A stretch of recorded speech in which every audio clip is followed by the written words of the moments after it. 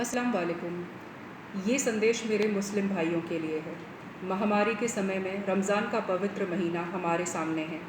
इस महीने की इबादत मानवता को इस गंभीर संकट से मुक्त कर सकती है। चूँकि नोवल कोरोना वायरस शारीरिक संपर्क से फैलता है, सोशल डिस्टेंसिंग मतलब जिस्म की दूरी इससे बचने के लिए सबसे प्रभावी तरीका है। काबे में पिछले 2 महीने से तवाफ़ निलंबित की गई है और मस्जिद नबवी मदीना में और अन्य मस्जिदों में सामूहिक नमाज अदा करने की मनाही की गई है। भारी बारिश या मौसम की खराबी के दौरान पैगंबर साहब ने भी मुअज्जिन को ये ऐलान करने के लिए कहा था कि किसी भी मस्जिद में आने की ज़रूरत नहीं है और फ़र्ज़ नमाज घर पे ही अदा की जानी चाहिए। आप लोग ये याद रखें कि कोरोना की महामारी ख़राब मौसम की तुलना में कई गुना ज़्यादा ख़तरनाक है। ये भी याद रखें कि इस वक्त लापरवाही भरे व्यवहार से अगर किसी को नुकसान या किसी की मौत हो जाती है तो कानूनी तौर पर तो ये एक गंभीर अपराध होगा ही और इस्लाम के मुताबिक ये बहुत बड़ा गुनाह होगा। हमारी लापरवाही के गंभीर सामाजिक नतीजे भी हो सकते हैं।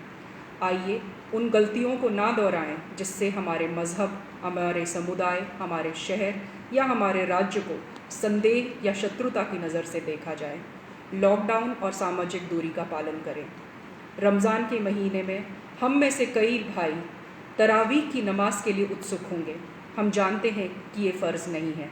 जब मस्जिद में जमात के फ़र्ज़ नमाज अदा नहीं हो रही है तो तरावीह के लिए मस्जिद में जाने का कोई कारण नहीं है।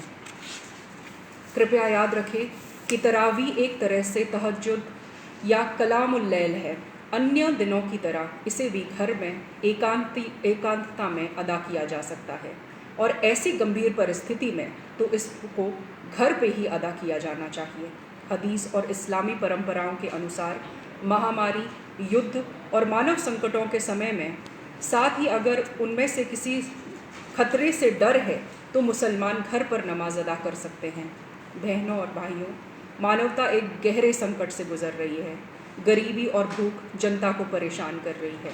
अल्लाह की इबादत करने का सबसे अच्छा तरीका मानवता और लोगों की सेवा करना है।